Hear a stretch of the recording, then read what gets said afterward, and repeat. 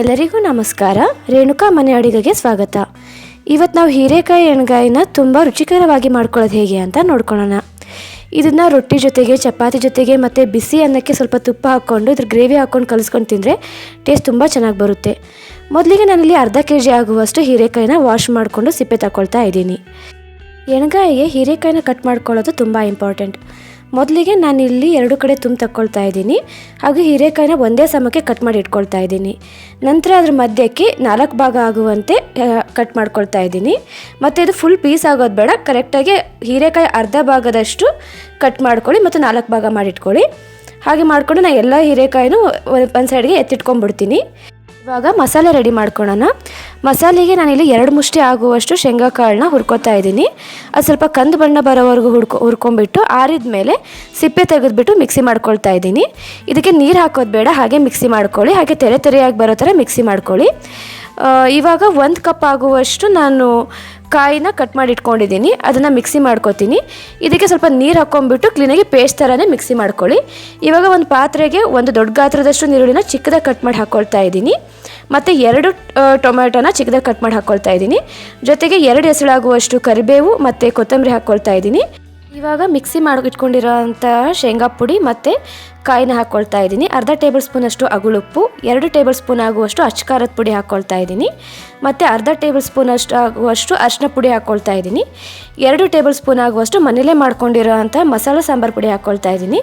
ಇಲ್ಲಿ ನಾನು ಹುಣಸೆಹಣ್ಣಿನ ರಸ ರೆಡಿ ಮಾಡಿಟ್ಕೊಂಡಿದ್ದೀನಿ. ಅದರಲ್ಲಿ ಅರ್ಧ ಭಾಗ ಮಾತ್ರ ಇವಾಗ ತೊಗೊಂಡಿದ್ದೀನಿ. ಅದನ್ನ ಅರ್ಧ ಹಾಕ್ಕೊಂಡು ಇವಾಗ ಕ್ಲೀನಾಗಿ ಕಲಿಸ್ಕೊಳ್ತಾ ಇದ್ದೀನಿ. ಕಲಿಸ್ಕೊಂಡ್ಮೇಲೆ ನಾವೇನು ಕಟ್ ಮಾಡಿ ಇಟ್ಕೊಂಡಿದ್ವಲ್ಲ ಹೀರೆಕಾಯಿ ಮೊದಲಿಗೆ, ಅದರಲ್ಲಿ ಇದನ್ನು ಸ್ಟಫಿಂಗ್ ಮಾಡ್ಕೊಳ್ಳೋಣ.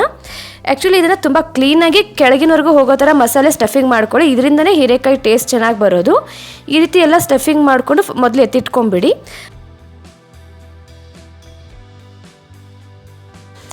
ಮತ್ತು ಹುಣಸೆಹಣ್ಣಿನ ಪ್ರಮಾಣ ಬಂದುಬಿಟ್ಟು ಅರ್ಧ ನಿಂಬೆಹಣ್ಣು ಆಗುವಷ್ಟು ಹುಣಸೆಹಣ್ಣು ತೊಗೊಂಡಿದ್ದೀನಿ. ಅದನ್ನು ನೆನೆ ಹಾಕಿಬಿಟ್ಟು ಅದರಿಂದ ರಸ ತೊಗೊಂಡ್ಬಿಟ್ಟು ಅದ್ರ ಅರ್ಧದಷ್ಟು ಮಾತ್ರ ಇವಾಗ ಉಪಯೋಗಿಸಿದ್ದೀನಿ. ನೀವೀಗ ನೋಡ್ತಾ ಇರ್ಬೋದು, ನಾನೆಲ್ಲ ಹೀರೆಕಾಯಿನೂ ಕ್ಲೀನಾಗಿ ಸ್ಟಫಿಂಗ್ ಮಾಡ್ಕೊಂಡಿದ್ದೀನಿ. ಮತ್ತು ಅದನ್ನು ಈಗ ಸ್ವಲ್ಪ ದೊಡ್ಡ ಪಾತ್ರೆಗೆ ಟ್ರಾನ್ಸ್ಫರ್ ಮಾಡ್ಕೊಳ್ತಾ ಇದ್ದೀನಿ. ಆ ಪಾತ್ರೆಯಲ್ಲಿ ಏನು ಗ್ರೇವಿ ಮಿಕ್ಕಿತ್ತಲ್ವ, ಅದಕ್ಕೆ ಸ್ವಲ್ಪ ನೀರು ಹಾಕಿಬಿಟ್ಟು ಅದನ್ನು ಕ್ಲೀನಾಗಿ ಮಿಕ್ಸ್ ಮಾಡಿಕೊಂಡು ನಾವು ಏನು ಪಾತ್ರೆ ಟ್ರಾನ್ಸ್ಫರ್ ಮಾಡ್ಕೊಂಡಿದ್ವಲ್ಲ ಹೀರೆಕಾಯಿನ, ಅದೇ ಪಾತ್ರೆಗೆ ಸುರುಕೊಳ್ತಾ ಇದ್ದೀನಿ. ಇನ್ನೊಂದು ಸ್ವಲ್ಪ ನೀರು ಹಾಕ್ಕೊಂಡು ಸ್ವಲ್ಪ ಗ್ರೇವಿ ಜಾಸ್ತಿ ಆಗಲಿ ಅಂತ ಅದೇ ಪಾತ್ರೆಗೆ ಹಾಕ್ಕೊಳ್ತಾ ಇದ್ದೀನಿ. ಇವಾಗ ಗ್ಯಾಸ್ ಮೇಲೆ ಇಟ್ಬಿಟ್ಟು ಸ್ಟವ್ ಆನ್ ಮಾಡ್ಕೊಳ್ಳೋಣ.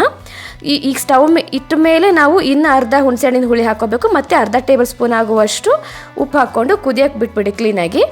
ಒಂದು ಸುಮಾರು 10 ನಿಮಿಷ ಬೇಯಿಸಿದ್ದೀನಿ. ಇವಾಗ 10 ನಿಮಿಷ ಬೇಯಿಸಿ ಆದಮೇಲೆ ಒಂದು ಸರಿ ಕೈ ಆಡ್ಕೊಳ್ಳಿ, ಯಾಕಂದರೆ ಅದು ತಳ ಹಿಡಿಯೋ ಚಾನ್ಸಸ್ ತುಂಬ ಇರುತ್ತೆ.